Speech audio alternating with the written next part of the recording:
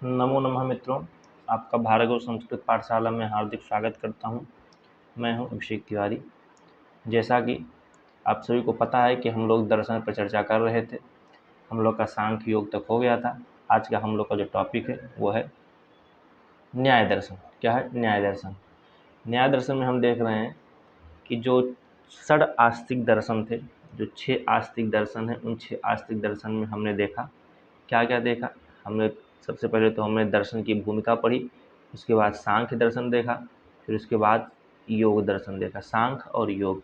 आज हमारा जो तीसरा दर्शन है वो तीसरा दर्शन क्या है? आज हमारा तीसरा दर्शन है आप यहाँ पर न्याय दर्शन। ठीक है, न्याय दर्शन आपको मिलेगा। ठीक है, न्याय दर्शन के बारे में बता रहे हैं कि जो न्याय दर्शन है विभिन्न प्रमाणों की सहायता से वस्तु तत्व की परीक्षा जो है वो न्याय कहलाती है। क्या कहलाती है? न्याय कहलाती है। इसके दर्शन को आन्वीक्षिकी, वाद विद्या, तर्क विद्या या प्रमाण शास्त्र भी कहा जाता है। ठीक है, क्या कहा था? प्रमाण शास्त्र। अब बता रहे हैं कि जो न्याय दर्शन है उस न्याय दर्शन के प्रवर्तक के रूप में कौन आ रहे हैं हमारे सामने? न्याय दर्शन के प्रवर्तक के रूप में महर्षि गौतम आ रहे हैं। कौन आ रहा है भैया? तो महर्षि गौतम जी न्याय दर्शन के प्रवर्तक के रूप में आ रहे हैं। ठीक है, न्याय दर्शन के प्रवर्तक के रूप में महर्षि गौतम जी हमारे सामने आए हैं। इसमें से आपको प्रश्न यही पूछेगा कि न्याय दर्शन के आचार्य कौन है? तो न्याय दर्शन से संबंधित आचार्य महर्षि गौतम है। इनका जो पूरा नाम है मेधातिथि गौतम है। ठीक है, और ये अक्षपाद के नाम से भी क्या है? प्रसिद्ध हैं। महर्षि गौतम जो हैं वो अक्षपाद के नाम से भी प्रसिद्ध हैं, इसलिए न्याय दर्शन को अक्षपाद दर्शन भी कहा जाता है। महर्षि गौतम का एक अन्य नाम है, वह है अक्षपाद, जिसके कारण महर्षि गौतम या जो न्याय दर्शन है उसको अक्षपाद दर्शन भी कहा जाता है। अक्षपाद दर्शन जो हो गया, अक्षपाद दर्शन हमने देखा। फिर कह रहे हैं कि वात्स्यायन जी हैं। वात्स्यायन आप सभी को जानते हैं, वात्स्यायन एक आचार्य हैं।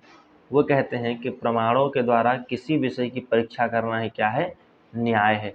प्रमाणैर अर्थ परीक्षणम न्यायः। ठीक है, किसी प्रमाण के द्वारा किसी विषय की परीक्षा करना ही क्या है? न्याय कहलाता है। ठीक है, प्रमाणैर अर्थ परीक्षणम न्यायः, ऐसा ये बताते हैं।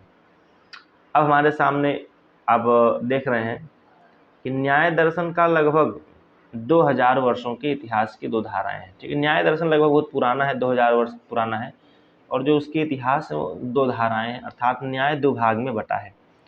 कौन कौन से 2 भाग में बटा है न्याय? तो एक तो प्राचीन न्याय हो गया और दूसरा नव्य न्याय हो गया। आप प्राचीन न्याय में महर्षि गौतम को आप जानिएगा, और नव्य न्याय में आप तत्व चिंतामणि के लेखक हैं गंगेश उपाध्याय।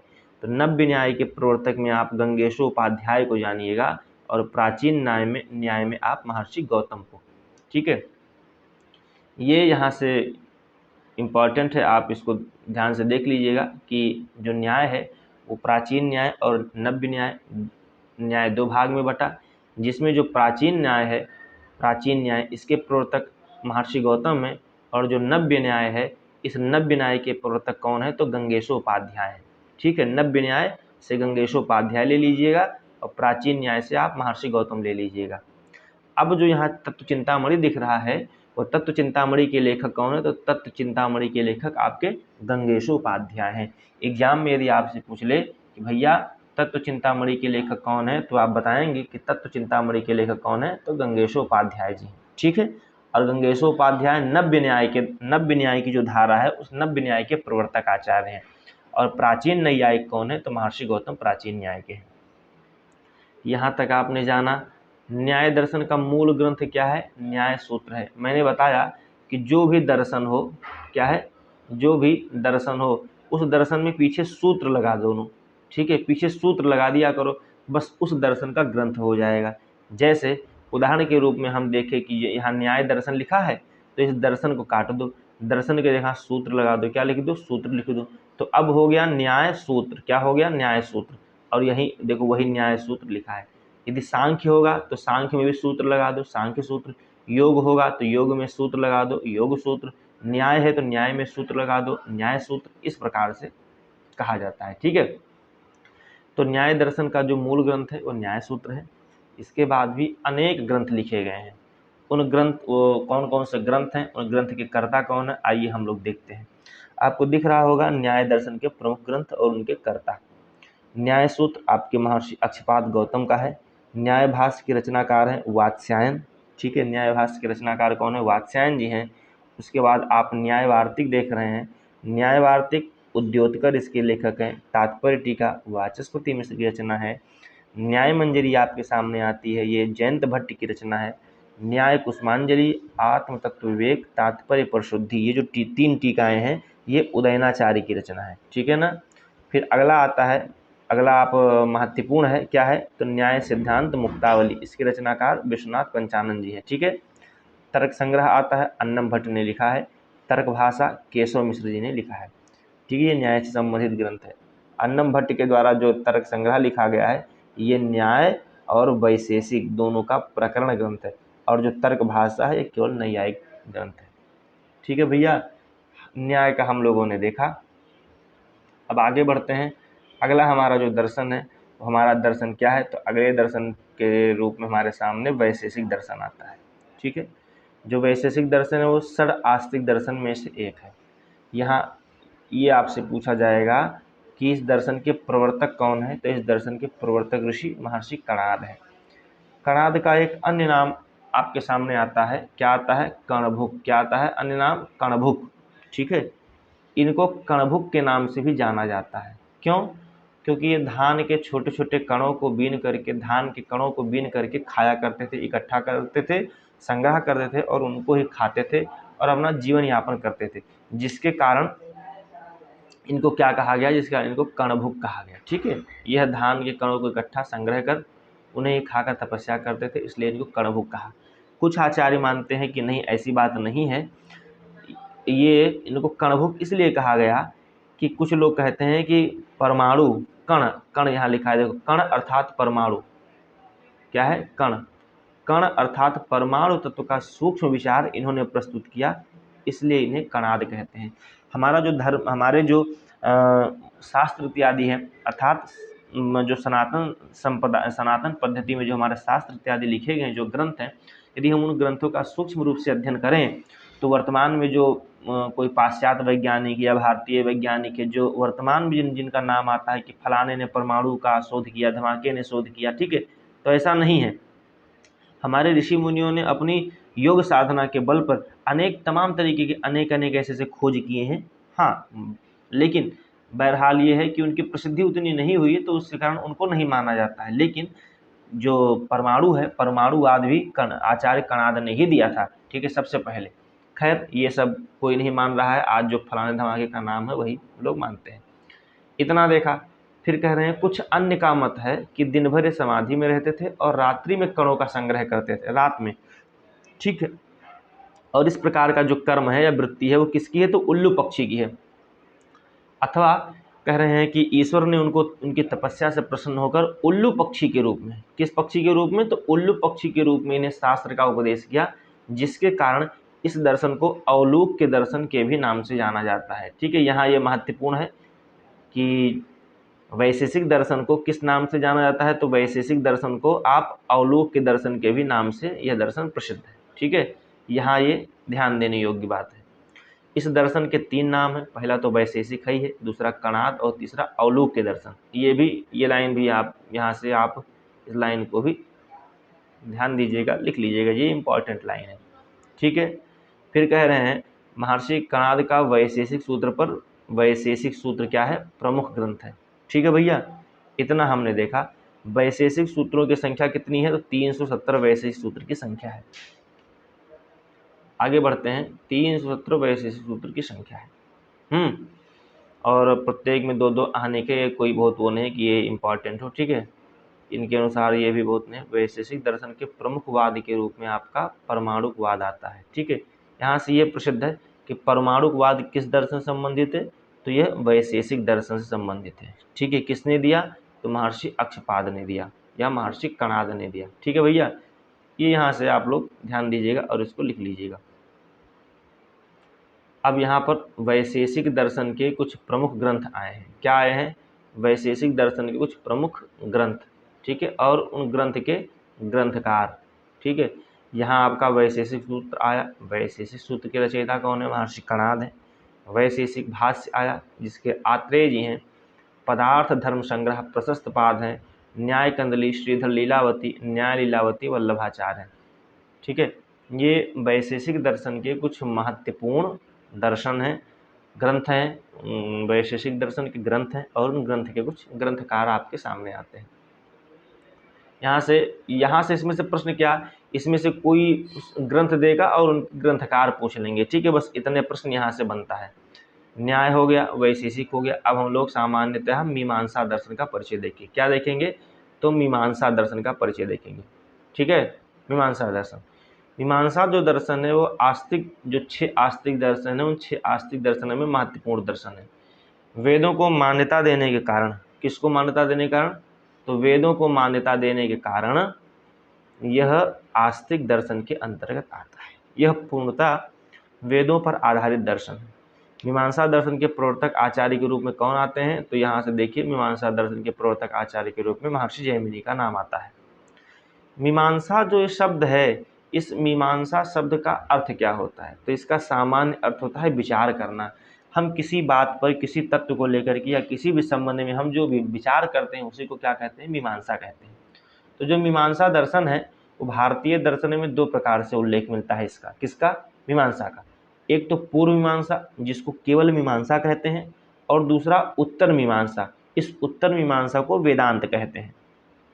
अगली लाइन जो आपको मिलेगी वो अगली लाइन यही है कि पूर्व मीमांसा को मीमांसा व उत्तर मीमांसा को वेदांत कहा जाता है। ठीक है, मीमांसा दर्शन जो है वो वेद के कर्मकांड भाग पर आधारित है। किस पर आधारित है? तो वेद के कर्मकांड के भाग पर मीमांसा आधारित है। और जो वेदांत है, ये वेदांत को हम क्या कहते हैं? उपनिषद कहते हैं। क्या कहते हैं? उपनिषद कहते हैं। और उपनिषद क्या है? उपनिषद ज्ञान कांड है। ठीक है, ज्ञान कांड। वेद के 2 कांड हुए, पहला तो कर्म कांड और दूसरा आपका ज्ञान कांड। ठीक है, ज्ञान कांड में आपका उपनिषद आता है और कर्म कांड में आपका मीमांसा आता है, पूर्व मीमांसा। ठीक है, आगे बढ़ते हैं। मीमांसा शब्द जो शास्त्र है उसको तंत्र कोई मतलब नहीं है। मीमांसा जो सूत्र है, ये मीमांसा सूत्र महर्षि जैमिनी के द्वारा लिखा गया है। इस मीमांसा सूत्र में 12 अध्याय हैं, जिसके कारण इसको द्वादश लक्षणी भी कहते हैं। द्वादश लक्षणी किसको कहते हैं? तो मीमांसा दर्शन को द्वादश लक्षणी कहते हैं। ठीक है, प्रश्न पूछे कि द्वादश लक्षणी किस दर्शन से संबंधित है? तो द्वादश लक्षणी मीमांसा दर्शन से संबंधित है। ध्यान दीजिएगा, ये जो शब्द है द्वादश लक्षणी, ये बहुत ही महत्वपूर्ण है, ये एग्जाम में पूछ ही लेता है। मीमांसा सूत्र को कहते हैं द्वादश लक्षणी। मीमांसा सूत्र को क्या कहते हैं? मीमांसा को द्वादश लक्षणी कहते हैं। क्यों? क्योंकि मीमांसा सूत्र में 12 अध्याय है। द्वादश माने 12, लक्षण माने लक्षण। ठीक है, अब देखो, कह रहे हैं कि मीमांसा दर्शन में 2 मत प्रसिद्ध हैं। क्या? एक तो प्रभाकर मत और दूसरा गुरु मत। ठीक है, एक तो प्रभाकर गुरु और दूसरा गुरु मत, या इसको गुरु मत को क्या बोलते हैं? वो कुमारिल भट्ट। ठीक है, तथा भाट मत। क्षम्यताम, यहाँ ये देखना है कि आपको दिख रहा होगा कि ये जो लिखा है ना प्रभाकर मत, ठीक है, प्रभाकर मत या गुरु मत, तथा दूसरा मत है भाट मत। ठीक है, भाट अर्थात कुमारिल भट्ट। भाट मत को कुमारिल भट्ट कहा गया और प्रभाकर मत को गुरु मत कहा गया, जो क्रमशः प्रभाकर गुरु और कुमारिल भट्ट का मत है। क्या? जो कुमारिल भट्ट का मत है, माने जो मीमांसा दर्शन है वो मीमांसा दर्शन 2 मत प्रसिद्ध है मीमांसा दर्शन के। पहला मत है प्रभाकर मत या गुरु मत और दूसरा मत है भाट मत। ठीक है, तो ये जो पहला वाला मत है प्रभाकर या गुरु मत, ये प्रभाकर गुरु का मत है, और ये जो दूसरा भाट मत है ये कुमारिल भट्ट का मत है। ठीक है, कुमारिल भट्ट का मत होने के कारण इसको भाट मत कहा गया, और ये प्रभाकर गुरु का मत होने के कारण इसको गुरु मत कहा गया या प्रभाकर मत कहा गया। ठीक है, हर जगह केवल आपको गुरु मत ही मिलेगा। क्या मिलेगा? गुरु मत ही मिलेगा, गुरु मत और भाट मत। ठीक है, तो ये आप यहाँ से ध्यान से देख लीजिएगा। आगे बढ़ें। अब बता रहे हैं कि जो मीमांसा दर्शन है उस मीमांसा में धर्म का जो लक्षण बताया गया है वो धर्म का लक्षण क्या है? तो मीमांसा सूत्र में, मीमांसा में धर्म का लक्षण बताया कि चोदना लक्षणों अर्थो धर्मा। ये मीमांसा का धर्म में, मीमांसा में धर्म का लक्षण बताया। चोदना पद से संपूर्ण विषय का वाचक है। ठीक है, अब आगे हम लोग देखते हैं आगे जैमिनी का जो प्रथम सूत्र है, जैमिनी का प्रथम सूत्र क्या है? तो अथातो धर्म जिज्ञासा। अब हम धर्म की जिज्ञासा करेंगे, ठीक है। वेदांत पढ़ेंगे तो उसमें अथातो ब्रह्म जिज्ञासा है, ठीक है। अब जो मीमांसा है, मीमांसा दर्शन का एक प्रकरण ग्रंथ है, वो क्या है? तो अर्थ संग्रह। मीमांसा दर्शन का एक प्रकरण ग्रंथ है जिसका नाम है अर्थ संग्रह, और उस अर्थ संग्रह के लेखक कौन है? तो लौंगाक्षी भास्कर उस अर्थ संग्रह के लेखक हैं। अब इस अर्थ संग्रह में धर्म का लक्षण बताया गया कि वेद प्रतिपाद्य प्रयोजनवद अर्थो धर्म, अर्थात वेद का प्रतिपाद्य होना चाहिए, उसका कुछ न कुछ प्रयोजन होना चाहिए और उसका अर्थ होना चाहिए, ठीक है। जब आप मीमांसा पढ़ेंगे तो यहाँ वेद प्रतिपाद्य प्रयोजनवत अर्थो धर्म जो दिया गया, इसमें वेद प्रतिपाद्य प्रयोजनवत और अर्थ, इन तीनों का किस लिए प्रयोग हुआ है तो उसका वहाँ पर अर्थ बताते हैं कि वेद का वो जो धर्म है उसमें वेद का प्रतिपाद्य होना चाहिए, ठीक है। फिर कुछ ना कुछ उसका प्रयोजन होना चाहिए और फिर उसका अर्थ होना चाहिए, और ये इसलिए 3 दिए गए हैं कि इन तीनों से कुछ कुछ निवृत्ति हो जाए। जब आप मीमांसा पढ़ेंगे तो विस्तार से मैं उसको बताऊंगा, ठीक है। तो यहाँ पर अभी हमको इतने देखना है। अब हम देखते हैं, आपने देखा जैमिनी का प्रथम सूत्र अर्थ संग्रह मीमांसा का एक प्रकरण ग्रंथ है। इस अर्थ संग्रह के लेखक कौन है? तो लौंगाक्षी भास्कर हैं। और अर्थ संग्रह में किसमें? तो अर्थ संग्रह में धर्म का लक्षण दिया गया वेद प्रतिपाद्य प्रयोजनवत। वेद के 5 प्रकार हैं, किसमें? तो मीमांसा में जो अर्थ संग्रह है उस अर्थ संग्रह में वेद के 5 प्रकार बताए हैं। उस वेद के 5 प्रकार में क्या है? तो कह रहे हैं विधि, मंत्र, नामधेय, निषेध और अर्थवाद। विधि, मंत्र, नामधेय, निषेध और अर्थवाद, ये वेद के 5 प्रकार बताए हैं। कहाँ बताए हैं? तो लौंगाक्षी भास्कर के द्वारा रचित अर्थ संग्रह ग्रंथ में। अर्थ संग्रह ग्रंथ मीमांसा का प्रकरण ग्रंथ है, ठीक। चलें आगे। अब यहाँ पर बता रहे हैं इसी में, किसमें? उसी अर्थ संग्रह में ही बताते हैं कि विधि कितने प्रकार की है। अभी जो आपका 2024 वाला एग्जाम हुआ था या 25 का एग्जाम, उसमें पूछा था इस निम्न में से विधि क्या है या विधि कितने प्रकार की है? तो विधि 4 प्रकार की है। कौन सी? उत्पत्ति विधि, विनियोग विधि, अधिकार विधि और प्रयोग विधि, ये 4 प्रकार की विधियां हैं, ठीक है। इनमें से कोई एक दे करके पूछ लेगा कि इनमें से कौन सी विधि है, अथवा 3 देगा, एक कोई अलग दे देगा, कहेगा इसमें से कौन सी विधि नहीं है, ठीक है। 4 प्रकार की विधि है, उत्पत्ति विधि, विनियोग विधि, अधिकार और प्रयोग विधि। उत्पत्ति विधि के बाद विनियोग विधि आता है। विनियोग विधि में मंत्र क्या जो श्रुति, मंत्र इत्यादि करके ऐसे आते हैं, ठीक है। मीमांसा दर्शन के प्रमुख ग्रंथ।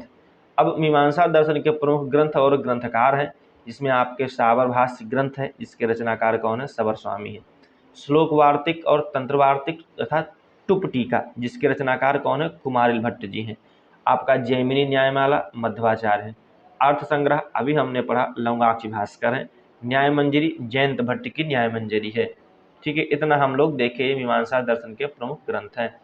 अब हम लोग अंतिम देखते हैं, आपका क्या देखेंगे? तो हम लोग वेदांत दर्शन देखेंगे, ठीक है। क्या देखेंगे? वेदांत दर्शन का परिचय देखेंगे।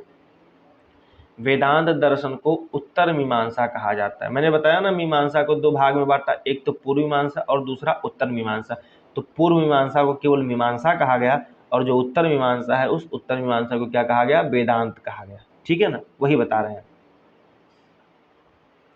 कि वेदांत दर्शन को उत्तर मीमांसा भी कहा जाता है। वस्तुतः उपनिषदों को ही वेदांत के नाम से अवहित या जाना जाता है। वेदांत का अर्थ क्या है? तो वेदों का अंतिम भाग। वेदांत का सामान्य अर्थ क्या कह रहे हैं? तो वेदांत का सामान्य अर्थ कह रहे हैं कि वेदों का अंतिम भाग। जैसे कहा गया है कि वेदांतो नाम उपनिषद प्रमाण, अर्थात उपनिषद को प्रमाण रूप में मानकर जो शास्त्र कार्य करता है वह वेदांत दर्शन है। क्या है? वह वेदांत दर्शन है। वेदांत दर्शन को व्यवस्थित रूप से सबसे पहले हमारे सामने प्रदर्शित करने का श्रेय किसको जाता है? तो महर्षि बादरायण को जाता है। आपसे प्रश्न पूछे कि वेदांत दर्शन के आचार्य कौन है? तो महर्षि बादरायण है, ठीक है। जिन्होंने, किसने? तो बादरायण ने ब्रह्मसूत्र नामक ग्रंथ की रचना की है, ठीक है। यही जो ब्रह्मसूत्र है, यही ब्रह्मसूत्र, इन्हें ही वेदांत दर्शन का प्रणेता आचार्य भी माना जाता है। किसको? बादरायण को। इन्होंने ब्रह्मसूत्र नाम की एक ग्रंथ है उसकी रचना की। महर्षि बदर के वंशज हैं, जिसके कारण ये बादरायण कहलाए, ठीक है। वेदांत दर्शन का मुख्य आधार ग्रंथ क्या है? तो ब्रह्मसूत्र। अब यहाँ से प्रश्न पूछेगा कि ब्रह्मसूत्र में कितने अध्याय हैं? तो ब्रह्मसूत्र में 4 अध्याय हैं। ब्रह्मसूत्र में कितने सूत्र हैं, तो ब्रह्मसूत्र में 555 सूत्र है। ये दो ज़्यादा पूछता है, कभी कभी अधिकरण पूछ लेता है कि 192 अधिकरण है, कितने अधिकरण है तो 192, और पद कितने हैं 16 पद, लेकिन पद नहीं पूछता है, पूछता है 4 अध्याय और 555 सूत्र। ये दो बहुत इंपॉर्टेंट यही पूछते हैं अधिकतर एग्जाम में। कभी कभी 192 माने अधिकरण भी पूछ लिया जाता है। ठीक है, कि ब्रह्मसूत्र में कितने अध्याय हैं, तो ब्रह्मसूत्र में आपके 4 अध्याय हैं, कितने पाद हैं 16 पाद हैं, अधिकरण कितने हैं 192 192, और सूत्र कितने हैं तो 555 सूत्र है। ठीक है भैया, बच्चा पढ़ लो। वेदांत दर्शन शंकराचार्य के अद्वैत मत का प्रतिपादन करता है। उनके अनुसार संसार की उत्पत्ति, स्थिति और प्रलय का कारण क्या है, ब्रह्म ही है, इसके अतिरिक्त संसार में कुछ नहीं है। सर्वम खलिदम ब्रह्म नेह नानास्ति किंचन, ये आप बचपन से सुनते हुए चले आ रहे होंगे, सर्वम खलिदम ब्रह्म। ब्रह्म सूत्र को उत्तर मीमांसा, बादरायण सूत्र, ब्रह्म मीमांसा, वेदांत सूत्र, व्यास सूत्र तथा शारीरिक सूत्र के नाम से भी जाना जाता है।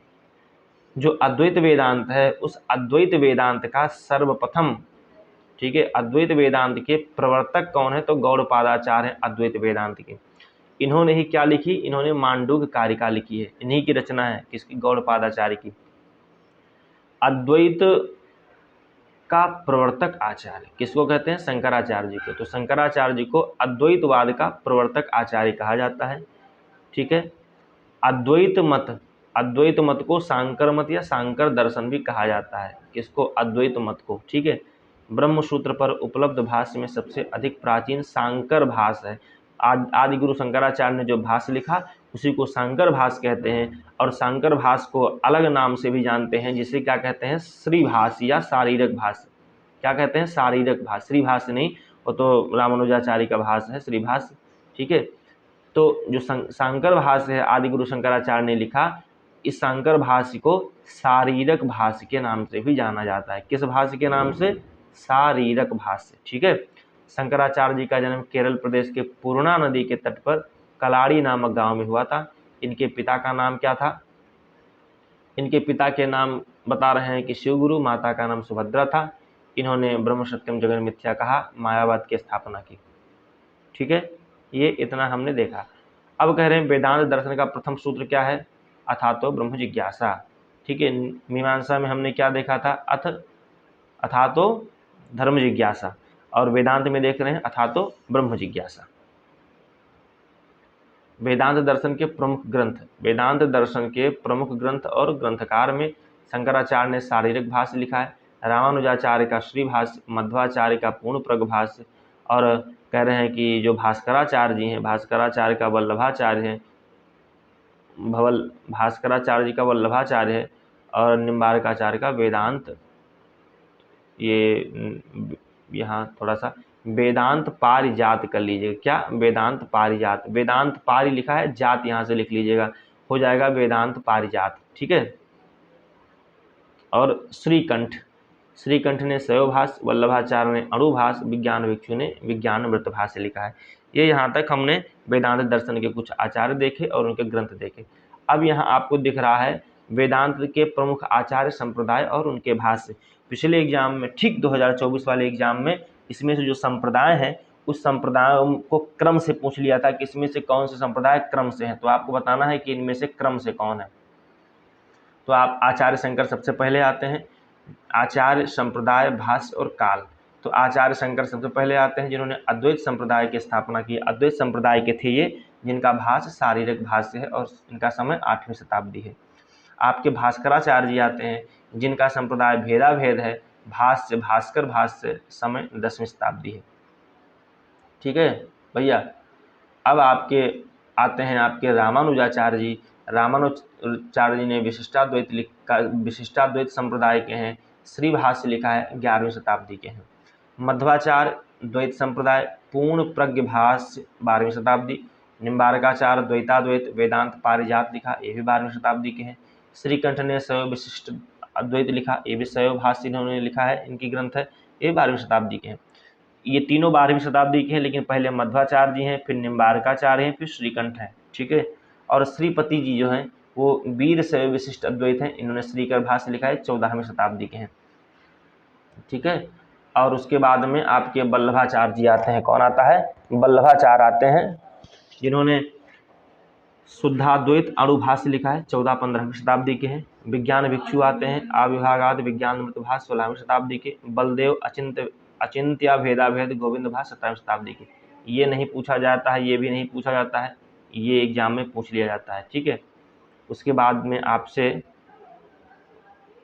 और क्या पूछा जाता है, एक सेकेंड,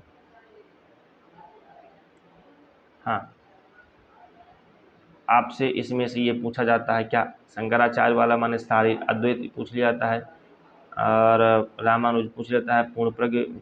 उसके बाद